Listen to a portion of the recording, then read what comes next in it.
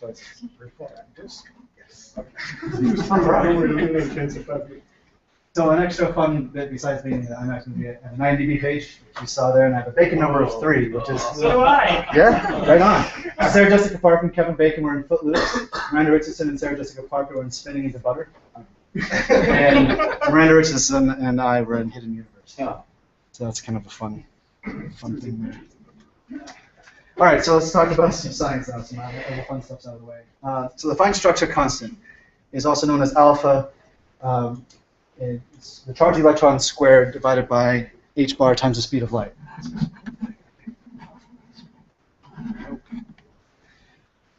So it has a value of 1 over 137, and the question I like to ask is the fine structure constant really a constant?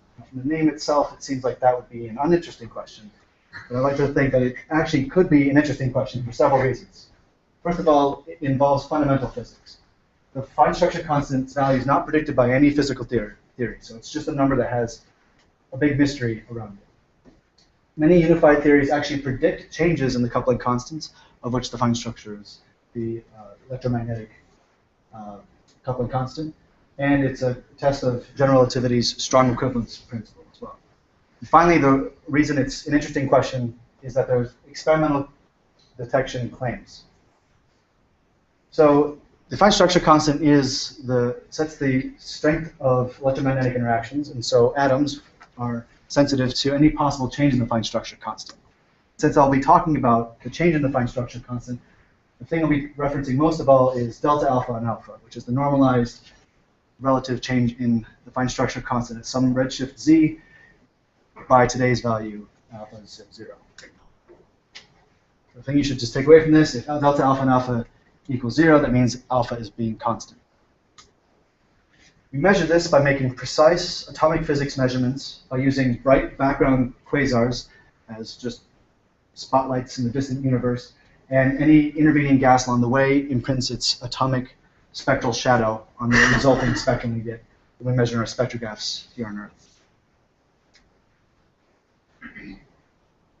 Okay, so the energy level spacings of atoms depend sensitively to any possible change in the fine structure constant, and they actually change in different ways with different both species and different energy levels. So the way that this maps in, so the photon comes in with a particular wavelength to kick an electron from one state to another and get scattered off, corresponds to a particular energy of a photon, which corresponds to a particular wavelength of that photon, which, when it's being shown in an absorption spectrum, you see an absorption feature in the background spectrum. So along the top line here, you see silicon-2 and iron lines, which these are absorption features where it would be flux, and this is some absorption from these different ones. And of course, iron, there's many different transitions in iron. So you see iron appear many times. This is iron 2, iron 2, iron 2 got fell. That's a question I've gotten before. So yes, iron 2 transition. Also, as you scan down the plot here, you're changing the value of alpha. And so you see some of these don't move at all. So the silicon 2 line is basically unmoved by any change in the fine structure constant. Magnesium is relatively unchanged as well, but iron, sometimes they move off to one side, and these two iron lines actually go in opposite directions, and they're very close together. The takeaway from this is that there is a unique fingerprint for any possible change in the fine structure constant that we can calculate from theoretical principles. What level of perturbation theory do you go out to? I don't. It's actually very complicated stuff, but to first order, everything shifts the same way, and then the second order is when everything starts to get more complicated, and you get many body effects. So there's extra shielding coming off from the interior. The spherical orbital shells will shield more of the farther out electrons and so on. So it's higher order stuff. So this is one example of the claims of detection. This is Michael Murphy's result from 2004. There's 140 measurements of delta alpha and alpha, and it's plotted delta alpha and alpha on the y-axis, so 0 would be no change, versus the redshift at which the measurement is made on the body. Is Art Wolf on this paper? Yes. And so this is Art Wolf's data. Some of this is Art Wolf's data, some of it's Jason Prochaska's, some of it's Chris Churchill's, and Sargent, I think, as well. And so 140 systems are involved here, and I plotted all of them with their error bars, and they're faint, but they've been binned up here with a weighted bin, and it's just by numbers. So there's like the first 13, next 13 or so in each of these bins. And if you average all of them together, the weighted mean is minus 5.7 plus or minus 1.14 parts per million. Okay, so this is a significant detection or significant measurement away from zero. So that was in 2004. And in 2012, that initial sample was combined with a new set of data from the VLT, so the VLT UVES. And 153 systems were done, and this is the same plot from before, but with the VLT. And you see that, well, there's another 153 systems here, but the behavior is slightly different. So what I'm going to do here is I'm actually zoom in on this part here and remove the background points and just leave the bin versions of both of them. So the CAC one is up here, and the VLT one is in the lower half. Lower than redshift 1.5, they're basically both negative. One point here, discrepant. But in the high redshift, it's significantly positive in the VLT, significantly negative in CAC.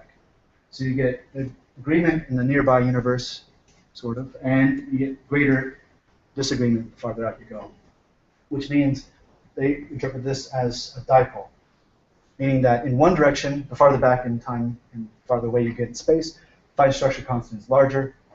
The opposite direction, it gets smaller. Now there's two telescopes, and they have opposite results. So the first thing you might think of is, well, okay, that's what went wrong there. It's two telescopes. That solves everything. But the red dot on this little globe here is the dipole direction fit from using only the VLT data by itself. The blue is the one with using Keck only by itself. And of course, the green, or the green is the one that's together. So in other words, they all point to the same point, spot in the sky, regardless of if you use them independently or together. There's at least one aspect that's in its favor as well. And it doesn't actually align with anything in particular. My work is involved to try to nail down whether this is actually a real thing. That's one of the driving principles behind this UVES large program for testing fundamental physics. And what we're trying to do is measure alpha. We have a lot of time, 25 nights of visitor mode and 108 hours of service mode to use the VLT to make a dedicated survey to making the most precise alpha measurements we can. We have 15 lines of sight, which corresponds to 45 new absorption system measurements. And this result I'm going to show here real quick is the first quasar that's analyzed in the large program. And I'll focus in on the results from the best system, which is at 1.69. So this is delta alpha and alpha versus redshift for the one line of sight and the relative error bars. And this little guys are the systematic dimension as well. So the one that's most interesting here is, of course, at redshift 1.69, where the value is plus 1.29, plus or minus 2.35, and plus or minus 1 for systematic. Where is this relative to the dipole direction? It is about 50 degrees off from it, and I don't know exactly which direction. But I had to do a calculation to figure out what it would be predicting at that point. So it's about 50 degrees. So zooming in on the 1.69, just to give you an example of what goes into one of these dots on that plot. There's 16 exposures, average length 4,000 second exposures. The final signal to noise is about 100. We use BP fit and fit 32 velocity components for this particular one. And we also have a systematic error estimate. What you're seeing in this plot is the flux and the best fit model to that flux. And the little vertical red lines correspond to each of the velocity, the centroid of each of the velocity components fit to this. And they're stacked up. These first top three are iron absorption lines, and the next three are aluminum absorption features. And again, this is probably hard to see, but you can see the structure stacks up nicely in velocity space. So I'll zoom in on this top one and show a bit more still what goes into that. So this is that first plot. This is going to be iron 2382. And these vertical lines correspond to the velocity components, which look like this if you decompose the fit into each one of them. So there's 32 of them here, and yeah, so it's a complicated little system here. When you fit the different lines, do you require the velocity structure to be the same? Yes. We require the velocity structure in the species, that's a given, has to be the same. For any of the different species, for the same species, has to be. We also tie together the velocity structure of different species as well. And we also tie the centroids of the features to be the same. So if they have to be co-located. That's an assumption of this fit. So just as a quick summary of that, the large program is a dedicated observation specifically to test varying constants. In the future, we'll be blinding our analysis, or we've been blinding the data, so we don't know what the value of delta alpha and alpha is until the very end. We've come up with a few new extra calibrations, and there will be more results coming out soon. So the final upshot is this is the best result from that first paper, and it's consistent, unfortunately, with both zero and the dipole, so it doesn't really tell us anything all that interesting. The cool part. Sorry, it's consistent with the dipole? Yeah, unfortunately, within errors, it is. The dipole, the value from the dipole. With there being a dipole. Right, with the value that the dipole predicts from their model, it's at this location, it's about 3.5, positive 3.5, and it's positive 1.29. So within the zero very, bars, yeah, so within 1 sigma error, the dipole fits in here. yeah, unfortunately. I mean, it is. Yeah. Are you going to explain more about this systematic error? I can. Why there's symmetric? Why is there symmetric error bar? I mean, I would think that the shifts would be predominant in one mode or another, not symmetric. Like, is the error budget? Do you have a slide or discuss? I don't have a slide for it, but I can talk about it a little bit. We did a number of different ways of calculating this systematic error. So one of the things we did was, so Kim and I found there's intra-order distortions in the wavelength solution, which I'll be going into more in a bit. If you put them in with both signs and refit the actual data, how much does that affect your result? It turns out it's a small amount. We'll put that in as a, if we know this is present, we'll maximum in on that. We removed and placed in extra components just to test how much the model we used made this change. We did things where, what else did we do? We also started the fit again from different places, make sure the fit convergence was a thing. So a lot of things is actually built into that. So yeah, I can go into that more if you want to, but probably later is better. Any other questions? Why does that object have the smallest error? It has to do with a couple of things. One of them is that they're very sharp features here. So getting an overall centroid for this is actually, it's easier than something if you have a very low and smooth feature. Getting where the center of this whole thing together is. It's partly the structure and partly which absorption features we're measuring.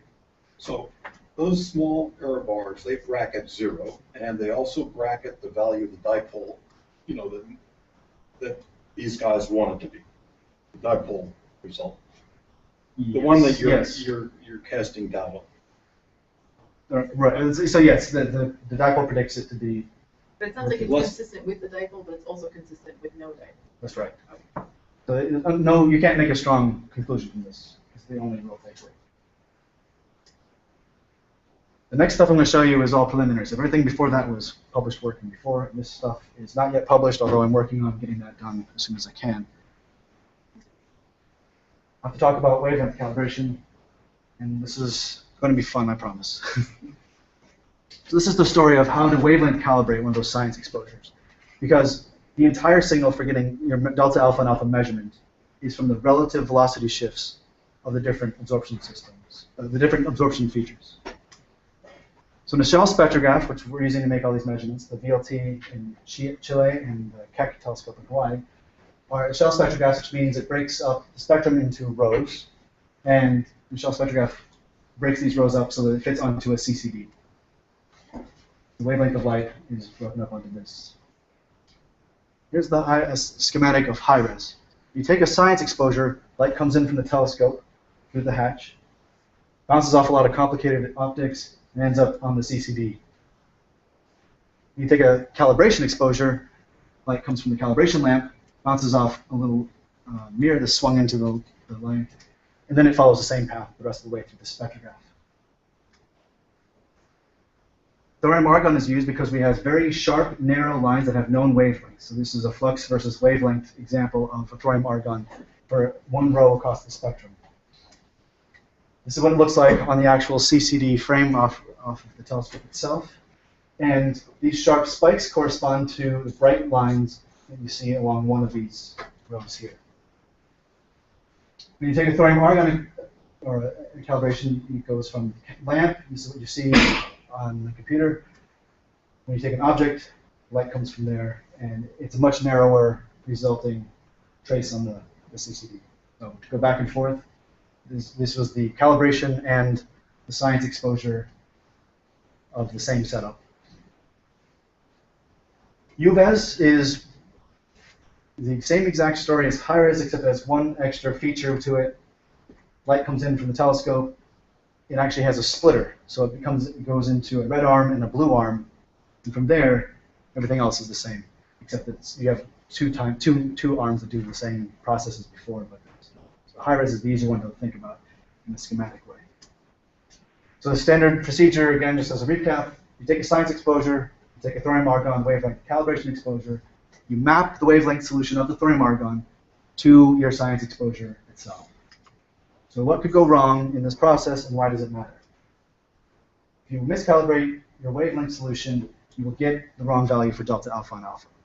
Why would you get the wrong? I mean, don't they shift in opposite direction? Like I could see if you had a net shift, that would affect. So it's, like I said, the unique fingerprint. Some of them go one way, some of them go the other way, and depending on the absorption system, you'll have different ones that you see. So if you have a miscalibration, it depends on the miscalibration as well. If it's a long-range linear miscalibration, that has one effect. If it's a jagged thing, it has a different effect. So any sort of miscalibration is going to affect it in some way, and there can be pathological ways that it can systematically distort your measurements for alpha. So the thing I worked with Kim on in inventing the calibration thing was called the iodine cell wavelength calibration check, where we do everything the same as before: science exposure, calibration, then we map the solution back and forth. But this time the science exposure has a known reference spectrum already imprinted on it. The last step then is to check the standard wavelength calibration procedure with the known independent reference spectrum. So when you take an iodine exposure, light comes in from the telescope as before, but right here is a thing called an iodine cell. You place in the light path itself. And for the rest of the way, it has an extra spectrum imprinted on it throughout the entire process. This is what the iodine cell spectrum looks like. This is taken with the Fourier transform spectrometer, which has a resolving power that's 10 times better than high-res or UVES. And so it's a fantastically good spectrum of the reference spectrum. This is that same section of, this is a blown-up version of it, or zoomed in. It's the reference spectrum with the FTS and the telescope looking at the same spectrum. You can see the difference of resolving power immediately, obviously, here. So what we do is we take a section about this size of the telescope spectrum, and we fit for an overall shift between the reference and the telescope spectrum. So this is an example of a single bin or a single chunk of the fit. So what we're plotted each other on this is the telescope and the FTS spectrum, and the residuals along the bottom. So for each of these chunks, you get one value of how much did I have to shift this bin so that they align. As you zoom out slightly, here's several more angstroms. So it's only about 5 angstroms at a time for each of these. So as you zoom out, this is one chunk, this is the next chunk, this is the next chunk, and you get more and more of these velocity shifts. What I'll be plotting here are the velocity shifts between the reference spectrum and how much. So reference spectrum is the thorium argon wavelength solution, the thing that the telescope thinks is the right answer, and how much you have to correct it by. So another way to think about that is you have a velocity shift versus the wavelength for each of these chunks that correspond to a different color. In other words, this is a distortion map of the wavelength calibration relative to the reference spectrum. So let me give you an example of what that means in terms of alpha. What you'd like to see is that you have no distortion. So the distortion map versus the wavelength of your spectrograph is 0. There's no difference between the two. That would be the ideal case. So this velocity shift, again, is like the distortion. If you see a black vertical bar on any of these lines, this corresponds to the size of a single pixel in the CCD. So just to give you a sense of scale of the things I'm talking about. So this is obviously perfect, and this would have no implications for delta alpha and alpha measurements. there's a constant velocity offset. So it's not zero, but it's off, but it's constant. You're also in the clear. If you get something that has some periodic structure and goes back and forth, but the overall slope is zero, this might mess up an individual measurement or any individual measurement. But for an ensemble, actually, Kim and I and Michael Murphy showed that for an ensemble of exposures, this doesn't hurt you with your measurement for alpha for something like the dipole measurements. We have 154 measurements. So if you see something that looks like that, a slope across the whole thing, that's when you get into real trouble with implications for alpha. So in any of the next plots where I should be showing the distortion maps of these things, you see anything that looks like this, that's fine. If you see something that looks like that, that's when you know there's trouble. Here's the first distortion map that I have of VLT-UVES with an iodine star using method that Kim and I came up with. And you see, first of all, that there's clearly a slope here, and it's sub-pixel across this wavelength range. So this is the first indication that there's some problems going on. So this is a VLT-UVES iodine star exposure. Here are two iodine cell exposures with Keck, and so there's an offset between them. That doesn't matter. There's also this intra-order distortion that can be seen repeated. That also doesn't quite matter. You might have something of a slope for this lower one that you can argue for. And I have another. This was taken in 2004, an iodine star that does appear to have some slight slope. Now, unfortunately, the wavelength range of the iodine cell is between 5,000 and 6,000 angstroms. And the wavelength range of the spectrograph is from 3,000 to 10,000. So we're only looking at a very small region, and if there's a long-range wavelength distortion, we have a very small amount of probe. Can you extend this line forever back, or does it have some correction on it? Who knows? Are the periodic oscillations, are those average row fringes, or what's causing them? I have been trying to figure out the answer to that question for as long as I can. It appears to be repeated across each row. So whatever the shape is, it's repeated across each one. Now Suzuki has a paper where they did things with the fluxes and how the flux changed over successive exposures. And they found similar types of things where you would have too much flux and not enough flux, but whatever that shape was, it'd be repeated across all the orders, and then the next exposure, even not changing anything, you have a different shape to it. So it's a weird thing that's happening. No one really, as far as I know, has a good answer for what's happening.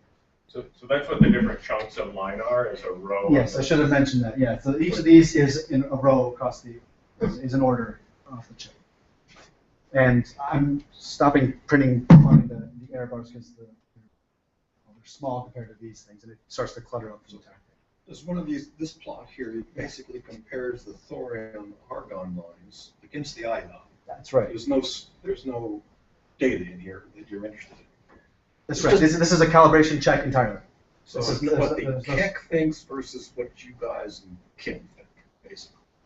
Keck has an automatic thing to give you the wavelength, and you just have to accept that. The standard way of doing the wavelength solution versus a spectrograph that we know is much more precise and stable. So this wavelength range is 800 or 1,000 angstroms. Question. Yep. Do you need to do this sort of double calibration thing because of short timescale temporal variation in what the spectrograph is doing? Instead of doing what? Well, I mean, because you've got two calibrations going on. Oh, yeah, so the reason I do the second calibration is to check the first one. There's no reason to just do the second one by itself, because it's only to see how good the first one actually turns out to be. So this is a measurement of how good your standard way of calibrating your exposures that are going to give you the science it actually is. You can't do the thorium through all the orders. You can only do it occasionally. So there is a spectrum that has a similar kind of forest to it as the iodine cell, but this is the solar spectrum. So in the upper atmosphere of the sun is features that have lots of forest of absorption features. And it goes from 3,000 to, it goes the entire dynamic range or wavelength range of the spectrographs. So we could use the solar spectrum as a similar type, exactly the same as before with the iodine cell, but use the solar spectrum.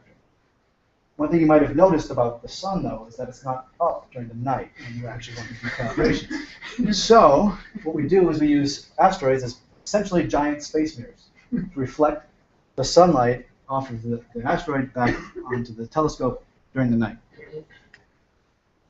And just as a point of comparison, the left one is the iodine cell, so this is the density of the forest for the iodine cell versus the density of the forest for the solar spectrum. So we're actually losing quite a bit of density, but it turns out that it's enough for our purposes when we take a 5-angstrom thin chunk out of this. So these are the best fit models for each of these. Here's what happens when we look at UVES with an asteroid. So we now have, so instead of between 5 and 6,000 right here, which is we had that slope that was suggestive, we have the full thing. And you see here, if we just extrapolated the entire way, we would have been wrong. What's different between these two lines Is that here? the two arms of UVES? Exactly. This is the blue arm of UVES, and this is the red arm of UVES. They have the same slope. And actually, they're centered. The center of the arm here and the center of the arm here appear to be aligned. But there's a consistent slope between the two arms. And the reason there's two different colors here is because the red arm has 2 CCDs. I just made it for that. But it actually goes across the CCDs as you see here. Is this repeatable? Yes. This is Sarah's in 2010. This is actually using yet a new method. We use solar twins. So this was done in 2013. This was in May of 2013. This is the blue arm and the red arm again of the UVES spectrograph. So this solar twin is, from its name, a star that looks spectrally exactly like, or as close to exactly like as you can, the sun itself. If you use the solar twins as probes, you can actually have an unresolved point source that you're looking at, which mimics any of the same characteristics as your quasars, and you can map out the wavelength over the entire wavelength range of the spectrograph that you're interested in. So this is a new method of checking a wavelength calibration. So then do you check the star or the sun with the iodine cell? Have you No, checked- I haven't done that. That's too much. I think either the computer or my brain would explode if I tried to do all three at once. But don't you have to have a calculation of the solar spectrum? I do. So I actually have I should have mentioned that as well. The blue line that I showed you was an FTS scan of the solar spectrum. So Cruz did an FTS, so the Fourier transform spectrometer scan of the solar spectrum. So that's our reference spectrum. It's the same every time. And we go from there. In case you're wondering what high-res look like, and just to double check to make sure our reference spectrum itself wasn't pathologically messed up in some weird way. This is a plot that shows UVES, yet another exposure of UVES, and they're offset so you can see them, all right? All blue is UVES. So you see the blue arm and the red arm, again, distinctly positive on their slopes and this joint. Keck is this red line. It goes down this way. And HARPS, which is a fantastically stable fiber-fed vacuum spectrograph that's in Chile, is the black line across the center of 0 here. So if there's something wrong with the FTS spectrum, it's also wrong in exactly the same way with HARPS. And even if there is something wrong with it, the difference between the Keck and the VLT is actually all that matters for my work. It doesn't matter for other people trying to do their stuff. But this is a quality assurances plot, if you will. So presumably you talked to Steve Vogt about what could possibly be causing this. In different iterations. I haven't talked in the last 6 months though, because this stuff is fairly new actually. Well, but I mean, even the stuff you found before, like, does he have ideas for the kind? No idea. They didn't know. Yeah, they kind of know it's there in various ways. I just didn't believe it at first. Yeah. And then he did believe it after he proved it.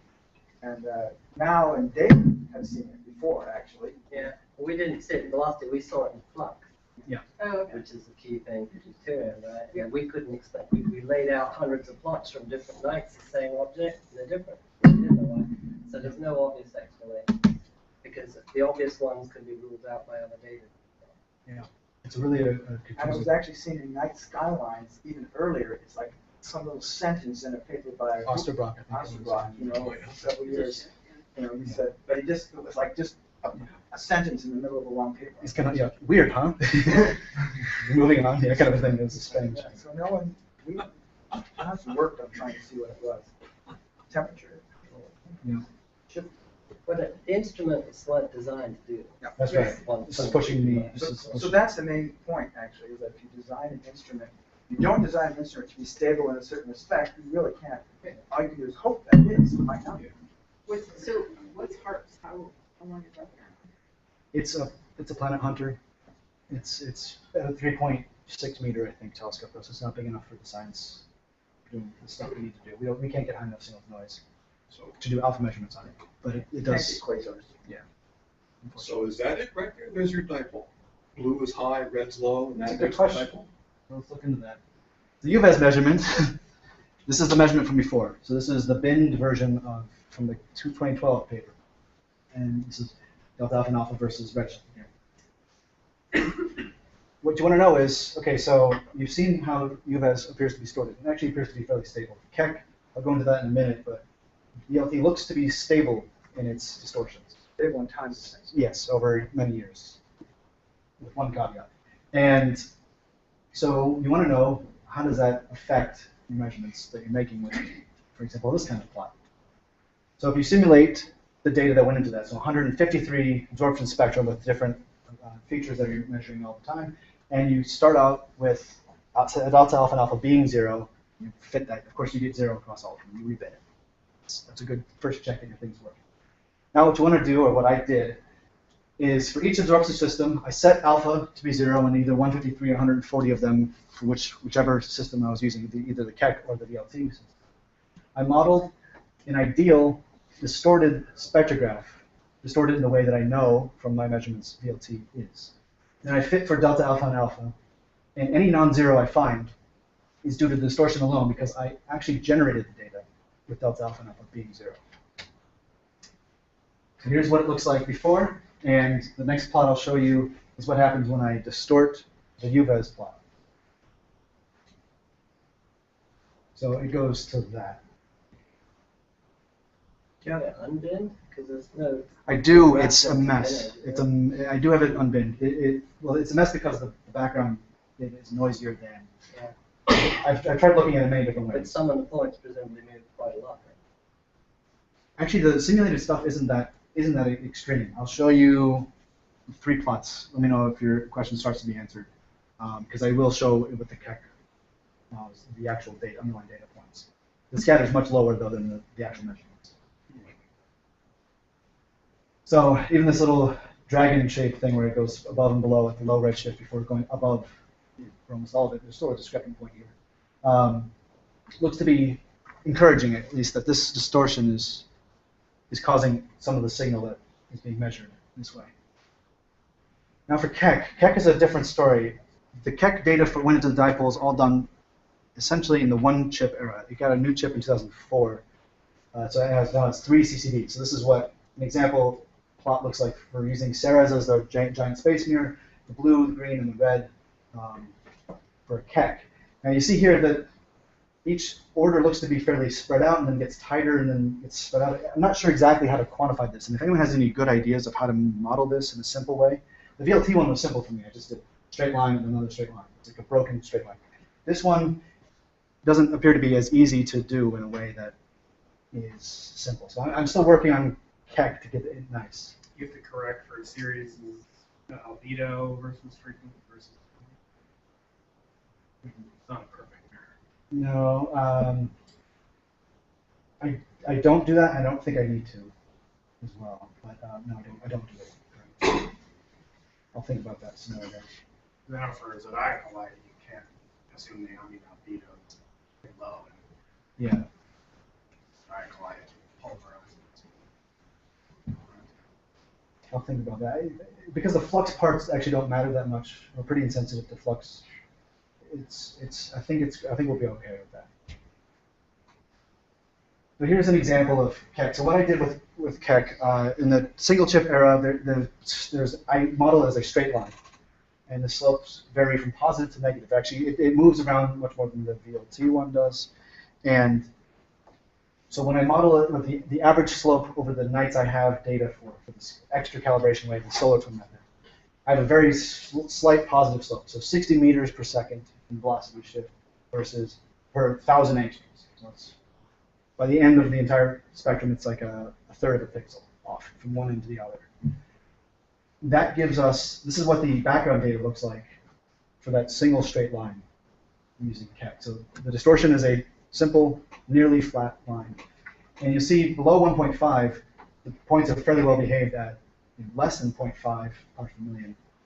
And then after 1.5, due to which lines happen to be in that wavelength range and various other effects, the effect I don't think is actually modeled all that well with a weighted average.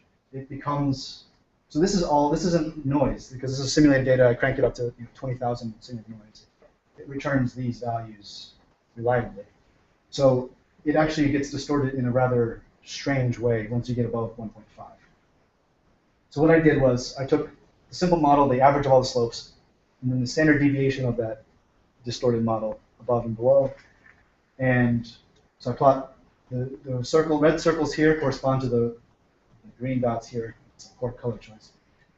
This is the average distortion over the epoch of the Keck results for the dipole. The red dots. The range on this is what you get from a 1 sigma standard deviation of the slopes I find. And it should be noted that if you go extra positive, so you make the slope even more positive than 60 meters a second, up to 250 meters a second, it'll start up here and then switch sign and go below. So the opposite happens the other way. So if you go a negative sign, it actually switches over at 1.5.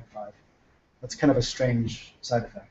But this is the red dots and the black, which is of course the measured Keck data, I think go to some way of explaining the Keck data from before. I don't think it's completely nailed down yet. This is the one I'm least confident about. But there's definitely some overlap, and I think some explanation that can be coming out of the simulations of how the spectrograph is actually distorted and what it means for alpha. Do you have to model the distortion to make your simulations? Is it because you need to extrapolate, or can you just kind of fill in and make the distortion as complicated as you can make? Like you're talking about like two parameter distortion models, but you have to. Do I have to, I mean, can I make it more complicated? You're asking? Could you just use the actual data simulated thing as your distortion model? Instead of fitting a line, you've got. No, it doesn't. It's a really complicated transfer between those two, unfortunately. If I said there's a straight line here, what does it do to this guy? And it went positive, and that guy goes negative, for example. It varies. Even though for the most simple model, straight line, you're getting opposite behavior and different magnitudes of responses depending on which lines happen to be chosen for that particular absorption system, and so on. So predicting it a priori is difficult, unless I'm misunderstanding what you're. No, he's saying you've Go measured. back another. Yeah. Like so, that slide. Just use that as your. Oh, I see. Just trace it out. Yeah. Yeah, that's fine. I can do that too. But then, it actually changes enough from exposure to exposure that I can say, okay, let's assume it's exactly this for every single time I measure it. Yeah, I can do that. But it'll give you some idea of the size of what it might. It might. The problem is each of these things is a co-added measurement. So I'd have to. So this is only a single snapshot, and as we know that the distortions wobble about from exposure to exposure. If you're taking, say, 12 or 16 exposures, co-adding it, that wobble might be damped somewhat, or it might be enhanced in some other ways. I don't know how this distortion map co-adds, which is partly why I'm trying to do a simple model to begin with, at least. He's saying if he repeats this, it won't. Yeah. But I can try it, but just for fun, just to see if this. How many times did you repeat that? So I'm actually using mostly this is from a night we had observations from, but using archival data when they use solar twins from 1996 on. I have this. So Because you can't do it anymore on the single CCD epoch. You can't do it anymore. Yeah, you have to use archival data for the single chip to measure how much the impact is for the single chip, for sure. That's the problem. The science result is from that era when you don't have that telescope thing. You can't do new measurements on it, right? So, some concluding questions and things as I wrap up here. What's the impact that this has on the dipole result? I think it's going to be significant. I don't think it's a 100% slam dunk or anything yet, but I think progress is being made. And I think the plan is to reanalyze the dipole data. If we can come up with a consistent model for how this is happening, we can make corrections to the actual data and redo these measurements. So that's on the docket to do next.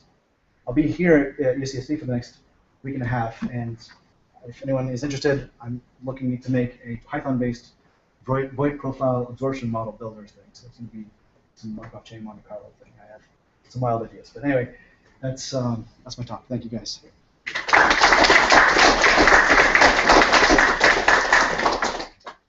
So, do you believe in the dipole? That's a good question. I think the statistical weight of it is significantly diminished because of how well because the VLT one is so reproducible over time, and that it maps to what the measurements are so reliably. That makes it, I think it's pretty tough. So I think the dipole for sure. Whether or not alpha is constant maybe is a different story, because I can't get consistent behavior out of the Keck results. It switches sign, for example. I can't get an all negative thing with a simple model. But the distortion actually flips back and forth, so maybe it's just a matter of chance or something else. I'll leave that as an open question. What if it were true? What would be the implications? Let's say for physics. I mean, obviously it would violate the Lorentz invariance in some way, but what other crazy models have some fun with the question? What would you? So there's a bunch of things that happen. You get a lot of grand unified theories love to make predictions on different ways for things changing and how the size of it. They actually the problem they don't make many estimates on how big the change is. So the coupling constant should be changing, but it might be 1 part in 10 to the 60 rather than part per million. But you would have equivalence principle for GR, for example, would be you'd be able to do a tabletop measurement and know that you're at this redshift, for example. You'd be able to do those kinds of things. So it's big for equivalence principle type ideas, as well as it might give us a handle on where these numbers come from. Find structure constant, mass to the electron-proton ratio, mass electron and proton ratio. Yes? So it just seems to me that one of the issues here on the theoretical side is just the difficulty of many body atomic physics competitions. They're tough, and there's a lot of disagreement about how to do that. A lot of them are not really full up many body calculations at all. They just have some kind of hand waving treatment of shielding from inner shell electrons, for example. Yeah. So what about, has anybody thought about going to higher energy photons? So, I mean, for example, if you look at X-rays, now maybe the point is the spectrometers are not sensitive enough at this point. Astro H will have like sub-EV energy resolution for X-rays. But at least X-rays are coming from, for the most part, inner shell electrons that aren't subject to as much screening. Yeah. So Anyway. I think there's a paper last May where something about a white dwarf. They had some high, strong gravity and some other things. But they thought with an X-ray measurement, they had some lines in the X-rays. If I remember right. I think they just got a constraint. It wasn't precise enough yet to weigh in on like part per million case. Mm-hmm. But it just seems to me also that you detect gamma ray bursts at very high redshift. So I mean, one of the principal sources there of gamma rays is actually unwanted sensitive to non-structural classes. So Yeah. It would be a Well, trade-off. blind, there's no line really because you So, share the energy. There's a number of really cool ways to do that. There's some of the best ways are to use some radio with molecules. Some molecules have some very unique properties where they're very, very sensitive to any possible change. So there's some really neat work coming up with some radio. Yeah, some radio measurements that are cool. So is there any instrument that's coming along that you can solve the problem with? Because the HARPS isn't big enough. Can you? So Espresso was supposed to be the one that's coming online, I think, 2 years. That's VLT. Yeah. And that one's supposed to be, as I understand it at least, something like a bigger brother of HARPS. So it might be the best thing to actually settle it. Is that the one where this was one of the science cases? Yes. Precisely. Can you go back to the 2D spec that you had? Yeah. I don't know if that's easier or harder. But,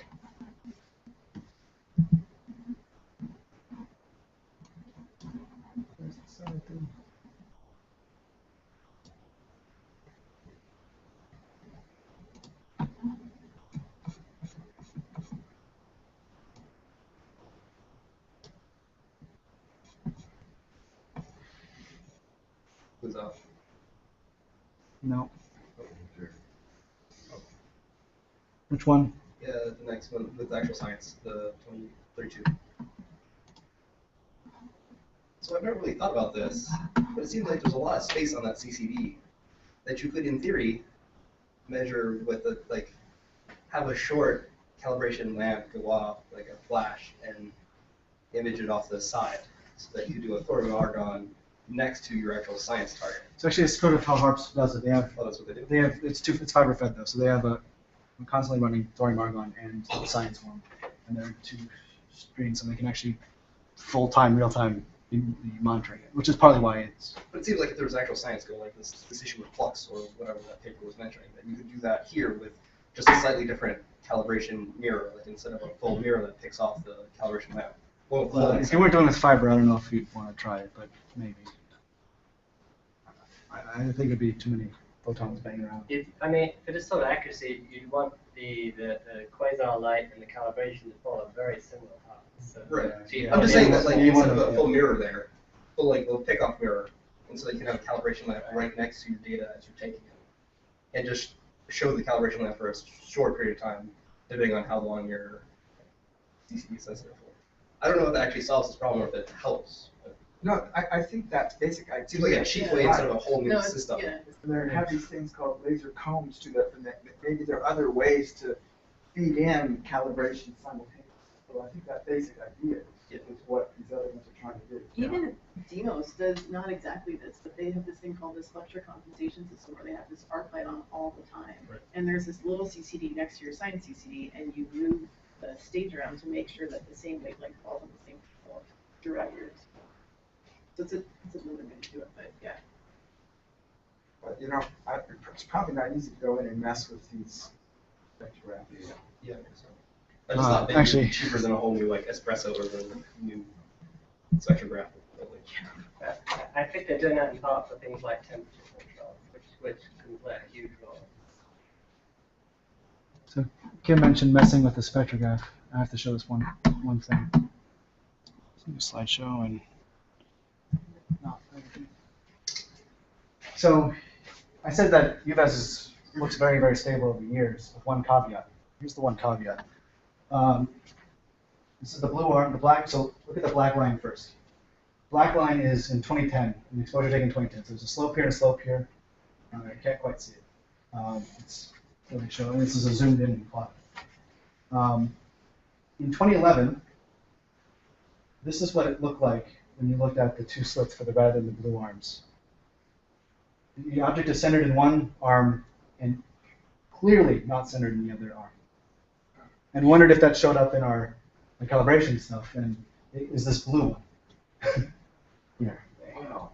So that's probably an explanation of what's happening too. That's probably Yeah, misalignment in the slit that's causing a lot of this. Yeah, sure, because you're just making an image flip in the back end. So if you move the object up and down, the whole spectrum moves away. And I've actually done that as well with deliberately offsetting some star exposures back and forth and watching what happens. You can see it go around.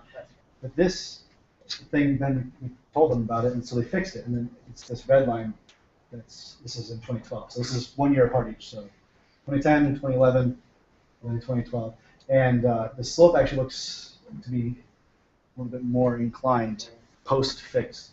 So if you just tilted the slit a little bit, would it explain the? I don't know. I've actually wanted to do that as a either take the image rotator and move it a little bit too much, or I've thought about that as well. I don't know if it would fix it or not. One extra kind of cool thing, that the shapes appear to be inverted, so that these are U's connected, and these are essentially N's. Unconnected U's, and this one's N's. So whatever's happening is, I think, being reflected. So long ago, when people did, this sort of accuracy for stellar spectra, they would use very, very narrow slits, so that isn't an issue. 95% of the light would never go through the slit. It's deliberately done because they know it works. Right? But doing quasars, if we did that, we'd never get any signal to noise, so you wouldn't get a mega mesh. Right? So we knew when we started observing quasars that if we used wide slits, we could actually get high signal to noise at the expense of calibration. So we knew that. So that's kind of, you're discovering something that was known maybe 100 years ago. It was. I haven't seen someone yet that had said, well, yeah, of course, to this yet. They've all seemed to be, Well, it's a major part of it, because there's things like Yeah, I'm atmospheric dispersion will vary during the night. You know, if a rotator doesn't do its job or something, you'll get a red-blue separation. yeah, it's definitely, yeah, you can have a line, yeah, for sure. Any other questions? If not, let's say, thank Jonathan again.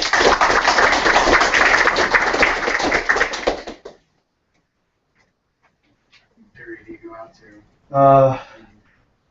I don't, it's actually very complicated stuff, but the first order, everything shifts the same way. And then the second order is when everything starts to get more complicated and you get many body effects. So there's extra shielding coming off from the interior. The spherical orbital shells will shield more of the farther out electrons and so on. So it's higher order stuff. So this is one example of the claims of detection. This is Michael Murphy's result from 2004. There's 140 measurements of delta alpha and alpha, and it's plotted delta alpha and alpha on the y-axis, so 0 would be no change, versus the redshift at which the measurement is made on the body. Is Art Wolf on this paper? Yes. And So this is Art Wolf's data. some of this is Art Wolf's data, some of it's Jason Prochaska's, some of it's Chris Churchill's, and Sargent, I think, as well. And so 140 systems are involved here, and I plotted all of them with their error bars, and they're faint, but they've been binned up here with a weighted bin, and it's just by numbers, so there's like the first 13, next 13 or so in each of these bins.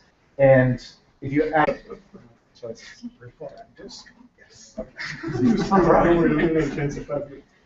So an extra fun bit besides being the IMAX movie, I have an IMDb page, which you saw there, and I have a Bacon number of 3, which is... So do I! Yeah, right on. Sarah Jessica Parker and Kevin Bacon were in Footloose. Miranda Richardson and Sarah Jessica Parker were in Spinning into Butter. And Miranda Richardson and I were in Hidden Universe. So that's kind of a fun thing there. All right, so let's talk about some science now. Some other fun stuff's out of the way. So the fine structure constant is also known as alpha. It's the charge of the electron squared divided by h bar times the speed of light.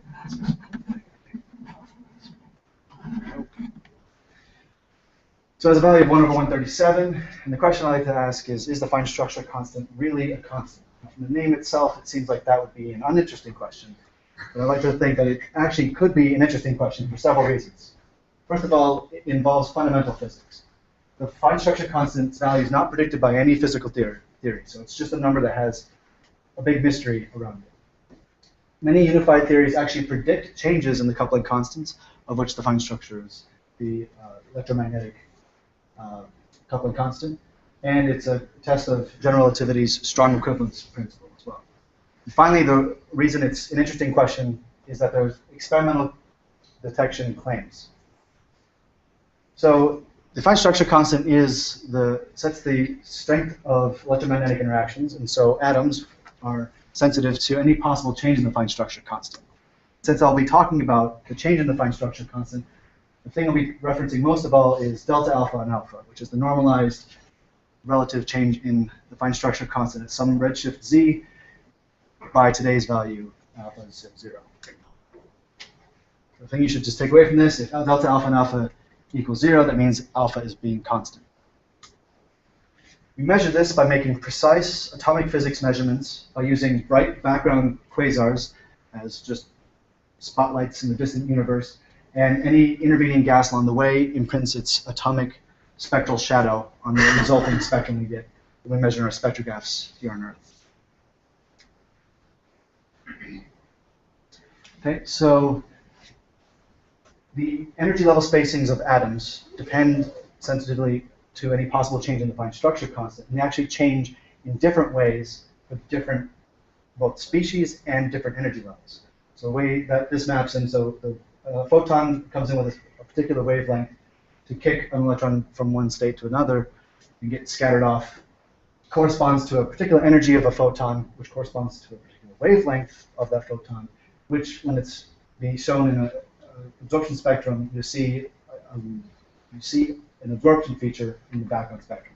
So along the top line here, you see silicon 2 in iron lines, which these are absorption features where it would be flux, and this is some absorption from these different ones. Of course, iron, there's many different transitions in iron. So you see iron appear many times. This is iron 2, iron 2, iron 2 got fell. That's a question I've gotten before. So yes, iron 2 transition. Also, as you scan down the plot here, you're changing the value of alpha. And so you see some of these don't move at all. So the silicon 2 line is basically unmoved by any change in the fine structure constant. Magnesium is relatively unchanged as well. But iron, sometimes they move off to one side. These two iron lines actually go in opposite directions, and they're very close together. The takeaway from this is that there is a unique fingerprint for any possible change in the fine structure constant that we can calculate from theoretical principles. And what level of perturbation? Average all this together, the weighted mean is minus 5.7 plus or minus 1.14 parts per million. Okay, so this is a significant detection or significant measurement away from zero. That was in 2004. And in 2012, that initial sample was combined with a new set of data from the VLT, so the VLT UVES. And 153 systems were done, and this is the same plot from before, but with the VLT. And you see that, well, there's another 153 systems here, but the behavior is slightly different. So what I'm going to do here is I'm going to zoom in on this part here and remove the background points and just leave the bin versions of both of them. So the CAC one is up here, and the VLT one is in the lower half. Lower than redshift 1.5, they're basically both negative. One point here, discrepant. But in the high redshift, it's significantly positive in the VLT, significantly negative in CAC. So you get agreement in the nearby universe, sort of, and you get greater disagreement the farther out you go, which means they interpret this as a dipole, meaning that in one direction, the farther back in time and farther away you get in space,